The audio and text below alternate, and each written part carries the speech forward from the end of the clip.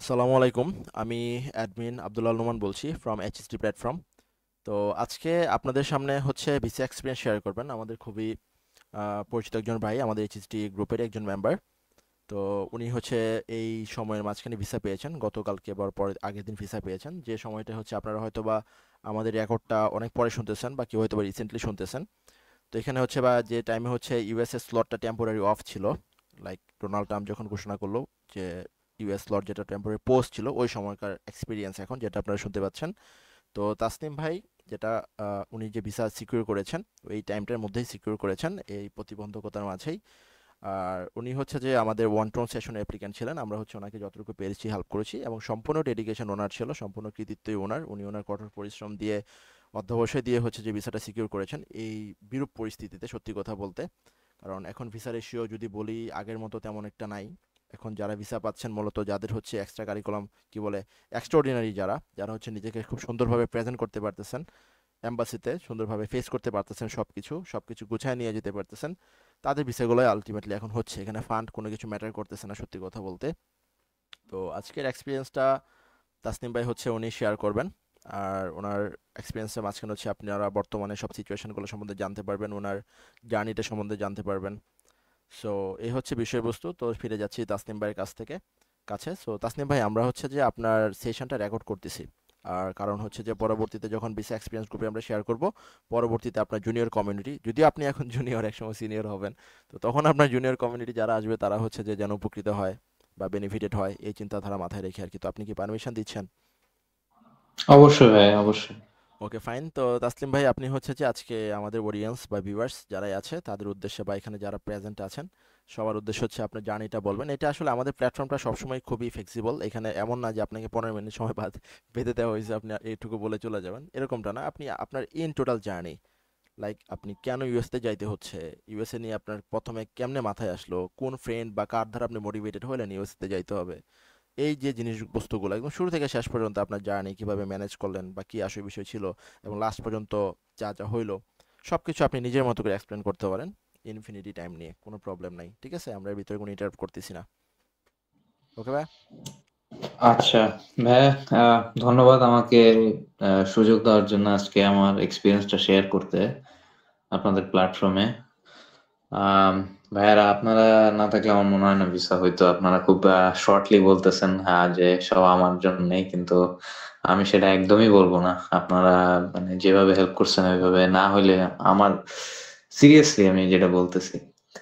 আচ্ছা, তো আমি যেহেতু শুরু থেকে বলতে যদি হয়, আমি বলবো আচ্ছা, তো আমার চয়েস ছিল ইউএসএ অ্যাপ্লাই করার ক্লাস 9 এর পরের থেকে। আমি অ্যাকচুয়ালি এসএসসি দেই। তো আচ্ছা, আমি আগে অ্যাকচুয়ালি বাংলা ভার্সনে ছিলাম ক্লাস 8 এ। তো ক্লাস 9 এ যে ইংলিশ ভার্সনে আসি, তারপরে ক্লাস এসএসসি দেওয়ার পরে আমার কি জানি মনে হয় আমি এ লেভেলে শিফট করি, মানে ইংলিশ মিডিয়ামে। তো আমি মানে খুব উদ্ভট একটা কাজ করছিলাম। যাই হোক, আমি অত চিন্তা ভাবনা করে করি নাই যে কেন করতেছি, বাট আমার ইউএসএ যাওয়ার আমার ইচ্ছা ছিল। ইউএসটা মানে বাইরে পড়াশোনা করবো এরকম চিন্তা ভাবনা ছিল। তো এরকম চেঞ্জ টেঞ্জ করলাম, তারপরে এলো রেজাল্ট টেজাল্ট ভালো হইলো, দেন স্যাট দিলাম, আইএলটিএস দিলাম, তারপরে অ্যাপ্লিকেশন করলাম। আমার অ্যাপ্লিকেশনে মেন মানে ইচ্ছা ছিল মানে ইয়ে গুলাতে, লিবারাল আর্টস কলেজে, তারপরে প্রাইভেট, কিন্তু ওগুলাতে মানে আমি অনেক এসে টেসে লিখলাম, অনেক কিছু করলাম, কিন্তু তাও মানে ডেফিসিট এক্সট্রিমলি হাই। তো দেন পাবলিক যেগুলি ছিল আমার, ওগুলাতে সেফটি কলেজ সাউথ ফ্লোরিডা ছিল, আর্লিংটন ছিল, আর টেক্সাস টেক ছিল। এই তিনটার একটা নিয়ে আমি দাঁড়াবো, আমার প্ল্যান। তো এরপরে আমি কিন্তু আমার ভিসার ব্যাপারে, এটা ফেব্রুয়ারিতে, ভিসার ব্যাপারে আমার জিরো ক্লু, কিভাবে ভিসা কি হয়, কোথায় এম্বাসি, কি বলতে হয়, অ্যান্সার ক্রাফটিং কি, মক কি, কোনো ধারণা নাই, জিরো ধারণা ছিল। ডেট কিভাবে নিতে হয় এটাই তো জানি না। তো এরপরে আমার ফ্রেন্ড আমাকে একটা ইয়ে বললো যে আমি বললাম যে আচ্ছা, আমি এখন তো মানে ডেট নিব, কিন্তু কিভাবে, মানে আমি তো দেখতেছি সব ডেট বন্ধ। তো আমি কিভাবে ডেট নেব, মানে আমি তো দেখতেছি ডেট ডিসেম্বরের, এখন আমি কেমনে ডেট নিব? তো আমাকে বললো আচ্ছা, এই যে এইচএসডি গ্রুপে তো অ্যাড করতেছি, তো এখান থেকে ডেট নে। তো তারপরে আমি প্রথমে মানে দেখলাম যে কিভাবে একটা ডেট নিতে হয়, ইয়ে করতে হয়। তো আমি একটা ডেট নিলাম আগস্টের দিকে। তো এইচএসডি গ্রুপের থেকে প্রথমে। তো এর আগে আমি তো ভাবছি আমি ভিসার জন্য দাঁড়াইতেই পারবো না। হ্যাঁ, হ্যাঁ, ডেটই তো নাই কোনো। মানে আমার ওইটুকু ধারণা ছিল না যে যে রিফ্রেশ করে করে যেভাবে মানুষ ডেট নেয় ওইটার ব্যাপারে আমার ধারণা ছিল না ফেব্রুয়ারি। তো তারপরে নোমান ভাইকে নক দেই যে এরকম 3টা ইউনিভার্সিটি, যে ভাই আমি এখন কোনটা নিয়ে দাঁড়াবো। তো আমার ইউনিভার্সিটিও চুজ করে দেয় নোমান ভাই, ঠিক আছে, যে আচ্ছা তুমি আর্লিংটন নিয়ে দাঁড়াও। কারণ আমি চুজ করতেছিলাম কোনটা নিয়ে দাঁড়ানো উচিত। তো ওইখানে আমার ডেফিসিটটা ছিল, ফুল টিউশন প্রায় ওয়েব ছিল, টিউশন ডেফিসিট ছিল মেবি 1.8K ইউএসডি। তো এরপরে নোমান ভাইয়ের সাথে আমি কত 1 মাস পরে মেবি ফেব্রুয়ারি মার্চ এপ্রিলের দিকে, এপ্রিলের লাস্টের দিকে, তখন আমি বলি যে ভাইয়া আমি এরকম 1-to-1 সেশনটার ব্যাপারে জানতে পারি এই ফ্রি মক সেশন থেকে, যে 1-to-1 সেশন হয় ভাইয়াদের। তাই বললাম আচ্ছা আমার তো এটাতে এনরোল করতে হবে। তো অবশ্যই আমি এনরোল করি। দেন ভাইয়ারা আমাকে ইয়ে দেয়, কি বলে, ডেট কবে নেওয়া উচিত ওটা নিয়েও ভাইয়াদের থেকে আমি অ্যাডভাইস নিই। তারপর DS-160 কিভাবে ফিল আপ করতে হয়, কি লিখতে হয়, কোথায় কি করতে হয়। যদিও আমার একটু মানে কি বলবো, সবকিছু নিজে করার ইয়ে ছিল, তো আমি একটু মানে নিজে নিজে যেটা ভাল লাগে ওটা করার সবসময় মানে ইচ্ছা। তো আমি তারপর একটু আমার নিজের ইচ্ছায় কিছু টুকটা দু একটা জিনিস নিজের মতো করে করার ইয়ে করছিলাম। তো তারপরও মানে সবগুলি ভাইয়াদের অ্যাডভাইস থেকে। তো মানে সব একদম মানে ডেট নেওয়ার থেকে শুরু করে ইউনিভার্সিটি চয়েস থেকে, তারপরে আপনার কি বলে ওই আহ, আমার DS-160 ফিল আউট করার থেকে সবকিছু। এরপরে অ্যান্সার ক্রাফটিং, দেন ভাইয়ারা আমাকে মকের জন্য রেডি করা সব ভাইয়ারা। তারপরে আমার ইন্টারভিউর দিনে যদি আসি এখন, ইন্টারভিউতে আমি যাই, 9:30টায় ছিল আমার ইন্টারভিউ। তো ঢোকার পরে ওয়েটিং রুমে বসা, আমি 2বার ওয়াশরুমে গেলাম। তো ওয়াশরুমে সেকেন্ড টাইম আসার পরে আমার এক গ্রুপ চলে গেছে, তো একটু মানে দেরি হয়ে গেল আমার। তো দেন ফিঙ্গারপ্রিন্ট দিয়ে আসলাম। দিয়ে এসে ভলান্টিয়ারের সাথে ওখানে একটা ইন্টারেস্টিং যে মানে ফিঙ্গারপ্রিন্টের জন্য যে ভলান্টিয়ার থাকেন, মানে সরি পাসপোর্ট চেকের জন্য। তো ওই ভাইয়ার সাথে একটা ইন্টারেস্টিং এক্সপিরিয়েন্স হয়েছিল, যেটা আমার মনে হয় খুবই হেল্পফুল ছিল। আমি পরে যখন রিকাউন্ট করছি, যে ভাইয়া আমাকে বলতেছিল যে আমরা একটু লাইনে আগায় গেছিলাম। তো ভাইয়া আমাকে খুব মানে নীরব ছিল ওদিন একদম ভিসা ইন্টারভিউ ইয়েটা। তো ভলান্টিয়ার ভাই আমাকে খুব মানে আস্তে আস্তে করে বলতেছিলেন যে ভাই লাইনটাতে অনেক সবাই আগায় গেছে, মানে লাইনে অনেকজন প্রায় 15-20 জন।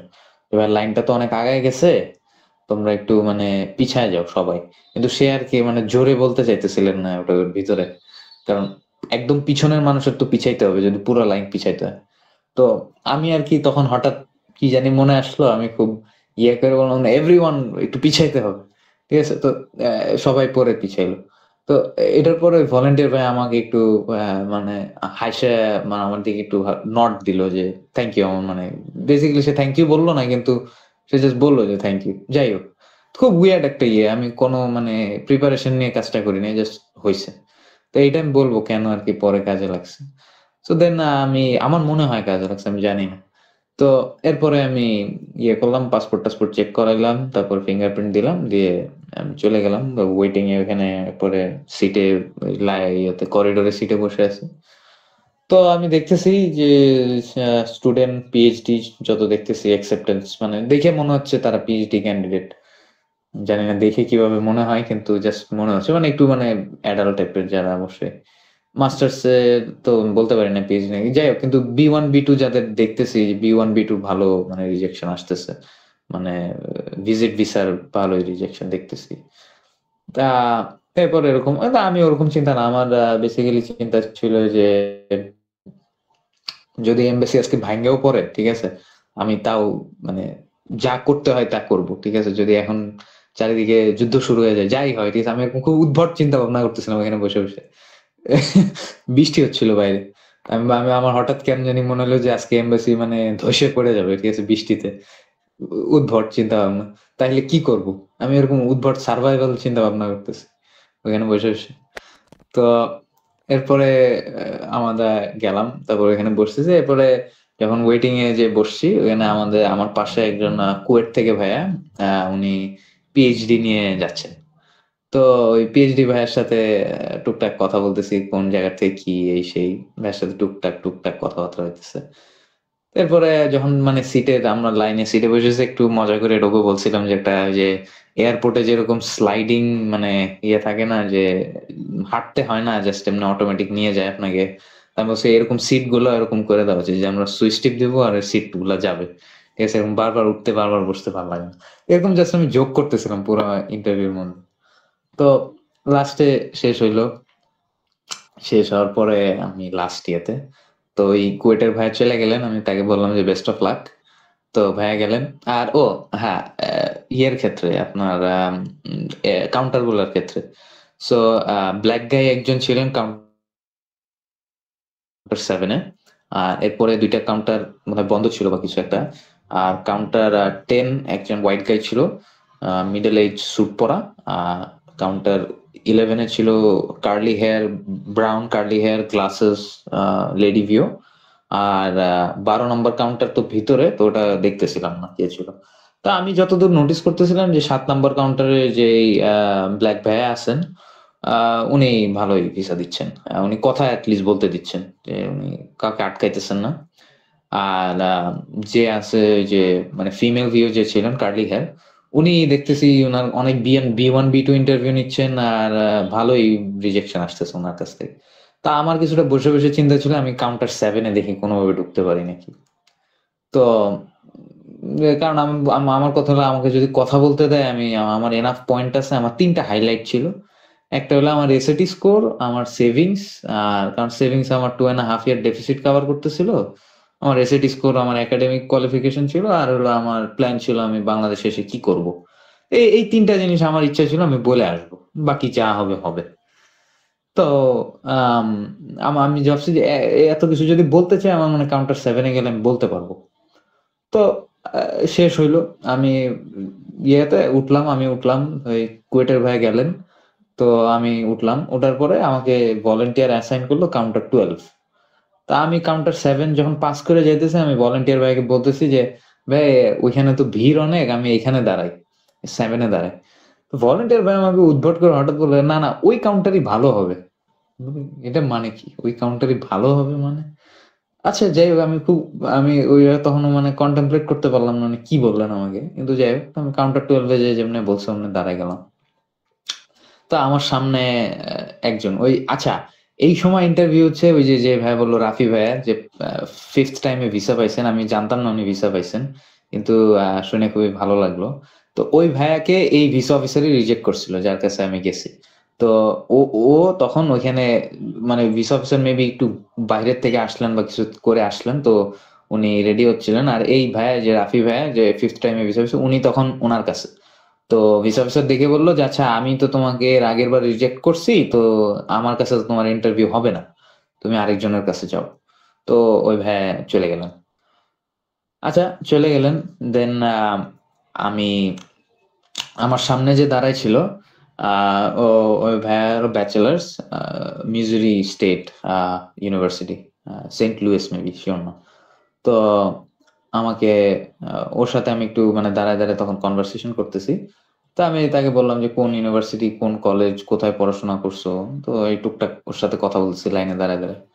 আর এই সময় আমি হঠাৎ একটু মানে ওকে মজা করে বলছি, ভাই আমার এখন একটা মক নাও, ঠিক আছে? তোমার একটা মক নেই, তুমি আমার একটা মক নাও লাইনে দাঁড়ায় দাঁড়ায়। তো এরকম জাস্ট একটু জোক টোক করতেছি। এরপরে গেল, ও গেল আমার আগে। আহ আনফরচুনেটলি, খুবই আনফরচুনেটলি, ওকে মেবি 1 মিনিট মতো দু একটা কোয়েশ্চেন করছে। কিন্তু যতদূর বোধ হয় ভিসা অফিসার কথা বলতে দিচ্ছে। তো আমি যখন দেখছি যে ওকে কথা বলতে দিছে, আমার কিছুটা ইয়ে হলো, আচ্ছা কথা বলতে দিচ্ছে, এইটুকু আমার ইয়ে আছে, আমি যাই হোক আমি কথা বলে আসি। তো দেন কিন্তু খুবই আনফরচুনেটলি তাকে আর কি রিজেক্ট করে দিল ভিসা অফিসার। তো এরপরে কিন্তু আমি তাকাই আছি ভিসা অফিসারের দিকে, আমি ওই প্রথম থেকেই তাকাই আছি, প্রায় 10 মিনিট মতো তার দিকে আমি টানা তাকাই আছি। এরপরে তার সামনে গেলাম, আমি গ্রিটিংস দিলাম, hello officer, good morning officer, hope you having a good day. তো কিন্তু এরপরে আমি সাথে সাথে আর কি I-20 আর পাসপোর্ট তার হোলের মধ্যে অলরেডি দিয়ে দিছি, এটা বলতে বলতে। তো অফিসার কিছু না আমার দিকে তাকায় উইয়ার্ড, যে তুমি আগেই আমাকে ঢুকিয়ে দিলা, মানে কিছুটা যে ধরুন কারো অফিসে এসে সে বসতে বলার আগে আমি বসে পড়ছি, ঠিক আছে? তো অফিসার যখন দেখলো যে আমি তাকে I-20 আগেই দিয়ে দিছি, পাসপোর্ট আর I-20 তার চাওয়ার আগে, সে কিছুটা এটা দেখলো যে কি ম্যানারিজমটা খারাপ, যে তুমি আগেই কেন দিয়ে দিলে, আমি তো তোমার কাছে এখন চাই নাই। তো আমি আবার কিছুটা মানে দিয়ে অর্ধেক দিয়ে আবার বের করে আনছি। তো এরপরে অফিসার বলতেছে, please pass me your passport and I-20, মানে সে জাস্ট রাগ করে, হ্যাঁ ভাই তুমি দাও আমাকে জিনিসটা। তো দিলাম, পরে পুরোটা আবার ফেরত ঢুকাই দিলাম। তো এরপরে ইন্টারভিউ শুরু আমার আর কি। তো অফিসার কিছুটা লিন ব্যাক করলেন তার চেয়ারে, লিন ব্যাক করে চেয়ারে বসেছিলেন। সে চেয়ারে লিন ব্যাক করলো, আমার পাসপোর্টটা খুললো, মানে I-20 দেখলো, দেখে বললো, oh you got a full scholarship. এই জাস্ট কমেন্ট করছে, oh you got almost full scholarship. তো কোনো কোয়েশ্চেন করেনি। তো আমি আমি বলা শুরু করে দিয়েছি ডাইরেক্ট যে, yes officer, it's the second highest merit scholarship based on my 1450 SAT and perfect GPA। ও এরপরে যখন সে বললো, ও বুঝে বুঝে বললো যে, oh that's a good SAT score. এরপরে সে আর কি একটু এঙ্গেজ করলো, মানে ফার্স্ট যে ব্যাড ইমপ্রেশনটা আমি ক্রিয়েট করছিলাম, যে আগে I-20 দিয়ে দিছি তার চাওয়ার আগে, ওইটা আমি কিছুটা কাটায় উঠতে পারছি, মানে আমার ওই মানে জোর করে ওই অ্যান্সারটা দেওয়াতে আমাকে সে জাস্ট কমেন্ট করছে যে তোমার স্কলারশিপটা অনেক ভালো। তো আমি বলে দিছি যে এই রেজাল্টের কারণে আমি স্কলারশিপটা পাইছি। তো তারপরে সে এনগেজ করলো, মানে সে মানে লিন ব্যাক করেছিল চেয়ারের পিছনে, সে কম্পিউটারের কাছে আসলো, এসে আমার দিকে তাকাইলো। তাকায় এরপরে আমাকে জিজ্ঞেস করলো যে, তুমি কোথায় থাকো? আমি বললাম আমি এরকম ঢাকার এই এলাকায় থাকি। তো তারপরে সে আমাকে জিজ্ঞেস করলো যে, তোমার কোন স্কুল থেকে পড়াশোনা করো? তো আমি আমার স্কুলের নাম বললাম, ক্যান্টনমেন্টের ভিতরে একটা। তো এরপরে আমাকে জিজ্ঞেস করলো, তুমি কবে গ্রাজুয়েট করছো? when did you graduate? So I said, I graduated in September of 2024, my A levels, which is senior year of high school for us. ওকে, দেন আমাকে করলো যে, এরপরে সে আমাকে করলো যে, তোমার আচ্ছা তোমার বাকি টাকা কে দিবে? তো আমি বললাম যে এরকম আমার বাবা দিবে না, my father will be sponsoring me. He has this business, this many employees, these contracts, this is the type of business. And then I said, I also mentioned the amount, আমার সেভিংস অ্যামাউন্ট, আমার savings অ্যামাউন্টটা mention করে দিলাম মাঝখানে। আর দেন আমি mention করলাম যে আমাদের প্রপার্টির সিচুয়েশনটা, এইটুকু মেনশন করলাম। তো সে কিছু মানে টাইপিং করতেছিল, আমার না টাইপিং করতেছিল, সে আমার ডিএসটা স্ক্রোল করতেছিল, আমার DS-160 স্ক্রোল করতেছিল, আমি ক্লিয়ারলি দেখতেছি সেটা করতেছে। আমি তখন ওটা মেনশন করতেছি। তো এরপরে আমাকে জিজ্ঞেস করলো যে, তোমার সিবলিংস আছে নাকি? তো আমি বললাম, হ্যাঁ আমার একটা ছোট বোন আছে, সে এরকম একটা ক্যান্টনমেন্টের স্কুলে পড়ে। তো এরপরে সে কিছুক্ষণ দেখলাম টাইপিং টিপিং করলো, করে এরপরে আমাকে জিজ্ঞেস করে যে, তোমার স্পন্সরের ডিটেলটা আবার বলো। তা আমাকে কয়েকজন বলছিল যে আমি স্পন্সরের মধ্যে অনেক মানে গরুর রচনা বানাই ফেলে, মানে অনেক কিছু বলতেছিলাম, অনেক ডিটেল বলতেছিলাম, এত ডিটেলের দরকার নাই স্পন্সরে। তা আমি এরপরে কি করলাম, একটা শর্ট 3-4 লাইনে মানে নিয়ে আসলাম জিনিসটাকে। তো বললাম, এরপরে ভিসা অফিসার আমার পাসপোর্টটার ডান হাতে, তার বাম হাত তার টেবিলের মাঝখানে, সে কম্পিউটারের দিকে তাকাইতেছে, 214B তার ডান দিকে, আর বাম দিকে হলো ব্লু লিফলেট, তার পাসপোর্ট আমার ডান দিকে। তারপরে সে কম্পিউটার দিকে তাকাইতেছে, আমার I-20 তার হাতে, সে বাম হাতে, আর ডান হাতে পাসপোর্ট। তা I-20 সে বাইর করে দিল, বাইর করে দিয়ে বাম হাতটা তার টেবিলে রাখলো, রেখে কম্পিউটারের দিকে আরো কয়েকবার তাকাইলো, তাকায় তারপর আমার দিকে তাকিয়ে বললো, tell me about your housing situation. তা আমি বললাম যে আমাদের বাসায় আমরা টপ ফ্লোরে থাকি, এই ব্যাপার।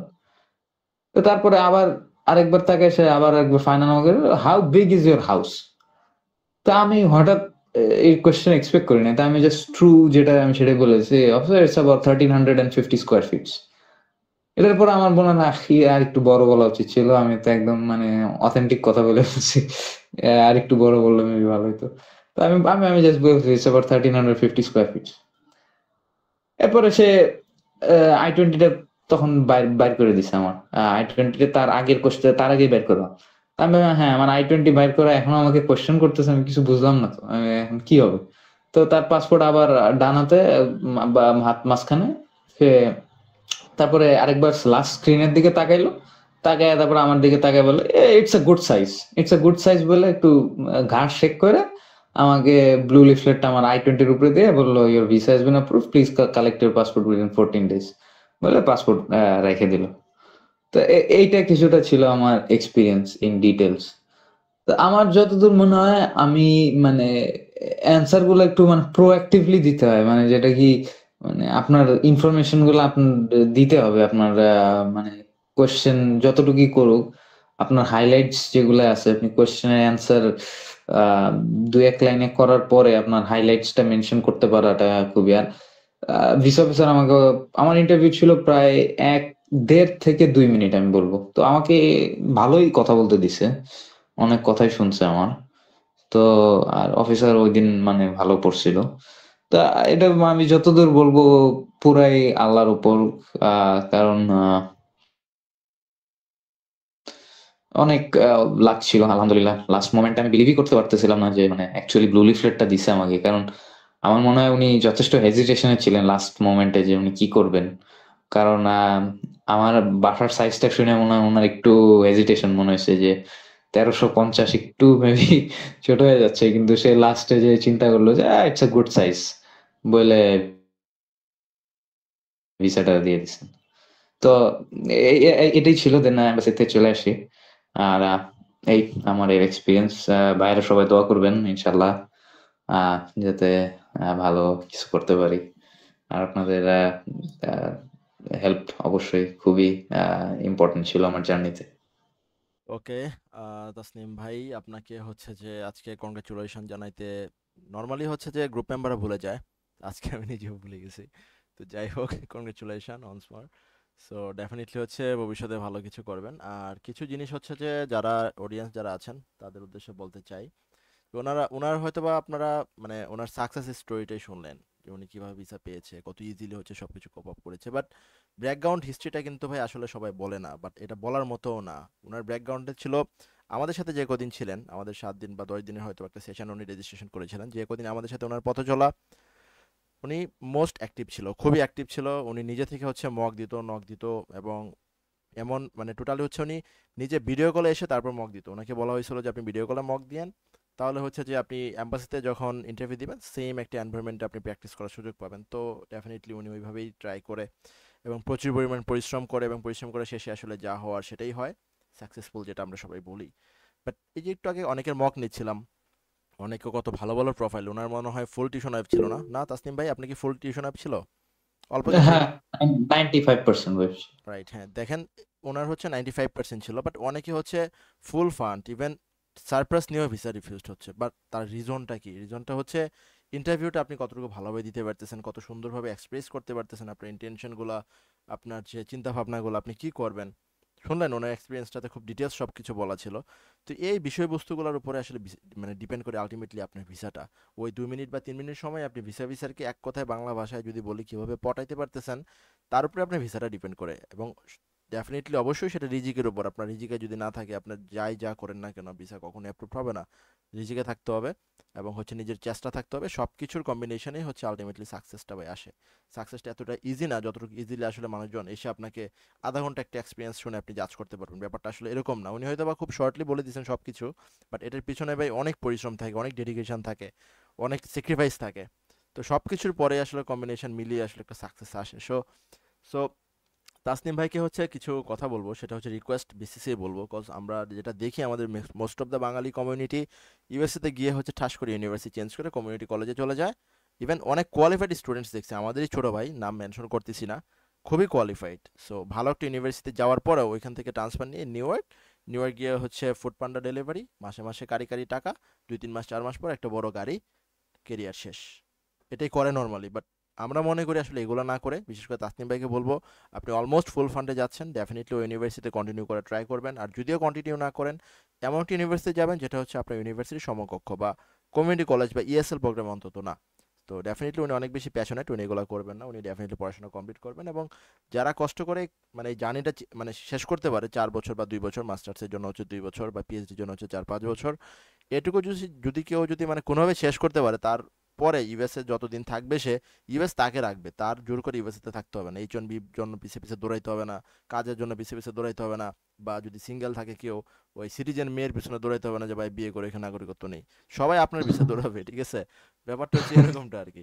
তো ডেফিনেটলি কমপ্লিট করার পর আপনার ওইখানে মানে সোজা কথা কেরিয়ার অপশনটা আপনার জন্য এখনো রয়ে গেছে। আর ইন দ্যাট টাইম আমরা বাঙালি কমিউনিটি আমরা ডেফিনেটলি জব করবো এখানে, ইলিগাল হোক লিগাল হোক জব আমাদেরকে করতেই হবে, বিকজ বাঙালি কমিউনিটি হিসাবে বাংলাদেশ থেকে হয়তো বা তাসনিম ভাইয়ের অনেক সেভিংস অলরেডি আছে, উনি বলতেছিল, বাট অনেকেরই সেটা থাকে না। হ্যাঁ, কাজ করার পাশাপাশি পড়াশোনা করা সম্ভব, ইউনিভার্সিটি যদি কমপ্লিট করা পসিবল না হয়। আর অনেক ইউনিভার্সিটি আছে like Louisiana Tech University, Post University, tuition fee খুবই কম, বাট ইউনিভার্সিটি ভালো। যেরকম কোনো ইউনিভার্সিটি ট্রান্সফার হন হয়ে দেন পড়াশোনা কন্টিনিউ করেন, বাট কখনো ইএসএল বা হচ্ছে যে লো র্যাঙ্ক ইউনিভার্সিটি, কমিউনিটি কলেজ, এগুলোতে গিয়ে আপনার ভবিষ্যৎ প্রজন্ম যারা আসতেছে, ইন ফিউচার যারা জুনিয়র্স আসতেছে, তাদেরকে আপনার কখনোই আর কি বিপদের সম্মুখীন করার প্রয়োজন নাই। সো এটা হচ্ছে তাসনিম ভাইয়ের কাছে রিকোয়েস্ট থাকবে। আরেকটা রিকোয়েস্ট থাকবে, তাসনিম ভাই ছোট মানুষ, হয়তো বা এখন আন্ডারগ্রেড কমপ্লিট করবেন, তারপর ব্যাচেলর করবেন, তারপর পিএইচডি করবেন। ডেফিনেটলি যেহেতু উনি আহ, খুব বেশি প্যাশনেট মানুষ, সো ডেফিনেটলি এগুলো করবেন আমরা আশা করি, এবং করার পর একটা সময় হয়তো বা এমন কোনো অপরচুনিটি আসবে, যে অপরচুনিটি হয়তো বা উনি ইচ্ছা করলে আমাদের বাঙালি কমিউনিটিকে সার্ভ করতে পারবে, লাইক ওনার একটা ল্যাব থাকতেই পারে, উনি একটা ইউনিভার্সিটি প্রফেসর হইতেই পারে ইন ফিউচার, ডেফিনেটলি উনি যেহেতু ব্রিলিয়ান্ট। সো আমরা রিকোয়েস্ট করব, যদি ভবিষ্যতে কখন আপনি যে স্টেজে থাকেন না কেন, যদি বাঙালি কমিউনিটিকে আপনি রিপ্রেজেন্ট করার মতো বা উপকার করার মতো বা অ্যাডভান্টেজ দেওয়ার মতো কোনো স্টেজে থাকেন, তো ডেফিনেটলি হচ্ছে আমাদেরকে অগ্রাধিকার দিবেন। অবশ্যই ভাইয়া, আপনাদের সবই তো বললাম হচ্ছে। আহ হ্যাঁ, অবশ্যই ভাইয়া, এখনো তো মানে জাস্ট শুরু করতেছি, পিএইচডির কথা বলতেছেন ভাইয়া। রাইট। তো জার্নিটা হচ্ছে মাত্র শুরু, বাট যদি, হ্যাঁ। যেটা বললাম, যদি কষ্ট করে কমপ্লিট করতে পারেন, ইউএস কিন্তু আসলে সত্যি কথা বলতে আমরা কিন্তু এখান থেকে ফিরে আসার জন্য যাই না, হয়তো বা ভিসা ভিসা আমরা অনেক কিছুই বলি, অনেকে আসে অনেকে আসে না, বাট যে যেভাবেই থাকুক না কেন, যে যেভাবে যাই, ইন্টেনশন ইন্টেনশন নিয়ে যাক না কেন, দিন শেষে সবারই চিন্তা ভাবনা থাকে যে আমি ইউএসএতে থাকবো, আমার ফ্যামিলি নিয়ে ওখানে শিফট করব, মানে নর্মালি যারা যেটা চিন্তা করে সবাই, বাট সেটা যেন খুব সুন্দরভাবে হয়, এমন যেন না হয় যে আপনি গেলেন, হয়তো বা 2 বছর কন্টিনিউ করলেন, বাবা মা নিয়ে চলে গেলেন, দেন একটা ডিপার্টমেন্টাল জব, মানে মানে দোকানে হয়তো বা আপনার কাজ করে সারা জীবন কাটাইতে হইতেছে, বা আপনার একটি বিজনেস ওপেন করে বসা লাগতেছে, যে মোবাইল ঠিক করার বিজনেস বা স্ক্রিন প্রোটেক্টর লাগানোর বিজনেস, জানি এটা অনেক টাকা, বাট একজন পিএইচডি অ্যাপ্লিকেন্ট যখন পিএইচডি পড়াশোনা শেষ করে যখন একটা পজিশনে যায়, তার মান্থলি বেতনই হয় $40,000 থেকে $42,000, মানে বাংলাদেশে ভাই 40-50 লক্ষ টাকা। সো যারা হচ্ছে প্যাশনেট লাইক আপনার মতো, তারা ডেফিনেটলি এই জিনিসগুলো চিন্তা ভাবনা করেই আগাবে। সো এই হচ্ছে বিষয়বস্তুগুলা। আর তাসনিম ভাইয়ের সাথে আমাদের জার্নিটা ছিল খুবই অল্প সময়ের, আমাদের মিন্স বাকি অ্যাডমিনদের সাথে। আমার সাথে ওনার কথাবার্তা অনেক আগে থেকে হইতো, টুকটাক কথাবার্তা হইতো, যেটা অন্য গ্রুপ মেম্বার তাদের সাথেও বাকি অ্যাডমিনদের কথাবার্তা হয়। তো আমার সাথে হচ্ছে উনি আমাদের ওয়ান টু ওয়ান সেশনে আসেন, এবং আসার পরে হচ্ছে আমরা আমরা যতটুকু পারি, আমাদের ক্ষুদ্র জ্ঞান যতটুকু কোলায় ততটুকু আমরা হেল্প করছি ওনাকে, এবং ডেফিনেটলি হচ্ছে উনি ওনার মতো করে প্রেজেন্ট করছেন, নিজের মতো করে, আলটিমেটলি ওনার সাকসেস আসছে। সো সবাইকেই বলবো যে যারা হচ্ছে যে ইদানিং খুব প্যারা খাচ্ছেন, যে এই অবস্থা ইউএসএ তে যুদ্ধ লেগে যাচ্ছে, স্লট অফ করে দিচ্ছে, আমাদের কি হবে ভাই, ভিসা তো হবে না, তো তাদের উদ্দেশ্যে বারবারই একটা কথা বলি, আবারও বলবো এই লাইভ সেশনে, সেটা হচ্ছে যে ভাই এসব চিন্তা ভাবনা বাদ দিয়ে নিজের প্রোফাইলের দিকে মনোযোগ দেন, নিজের ইন্টেনশন দিকে মনোযোগ দেন, নিজের ভিসা পাইতে হবে এটা মাথায় রাখেন। ভাই ইউএস এম্বাসি টোটালি আনপ্রেডিক্টেবল, ও যে কারে ভিসা দিবে কারে দিবে না, ওটা শুধুমাত্র ডিপেন্ড করে ওই 3 মিনিটের উপর। সো ওইটার জন্য প্রিপারেশন নেন, আপনার ফান্ড যাই থাকুক না কেন, যেভাবেই থাকুক না কেন, ইনশাল্লাহ যদি রিজিকে থাকে ভিসা হবে। তো তাসনিম ভাই, আপনার কি কিছু বলার আছে আমাদের গ্রুপ মেম্বারসদের উদ্দেশ্যে, last sentence? Last sentence of course হবে যে আপনারা অনেক হেল্প করছেন, আপনারা একদম স্টার্ট থেকে ফিনিশ পর্যন্ত, তো সবকিছুর জন্যই খুবই বড় করে ধন্যবাদ। তো ইনশাল্লাহ, অফকোর্স আমি আমার ব্যাচলার্সে এগুলো তো কোনো কোয়েশ্চেন্স নাই। I plan to do masters letter, but PhD maybe না, বাট আচ্ছা, যদি আল্লাহ যেভাবে হয়, ইনশাল্লাহ ভাই, ইনশাল্লাহ। আহ সবকিছু আল্লাহর উপর। ইনশাল্লাহ ভাই, ঠিক আছে। তো আপনার জন্য অনেক বেশি শুভকামনা এবং দোয়া থাকলো। তো দেখা হবে হুম, ইনশাল্লাহ যদি রিজিকে থাকে ইউএসএ তে। ইনশাল্লাহ ভাই, ইনশাল্লাহ। ইনশাল্লাহ ভাই, আল্লাহ হাফেজ। তো আল্লাহ হাফিজ। তো আমরা তাসনিম ভাইয়ের কাছ থেকে অফিসিয়ালি আজকে বিদায় নিচ্ছি, হয়তোবা আবারও কোনো একদিন কথা হবে চলার পথে।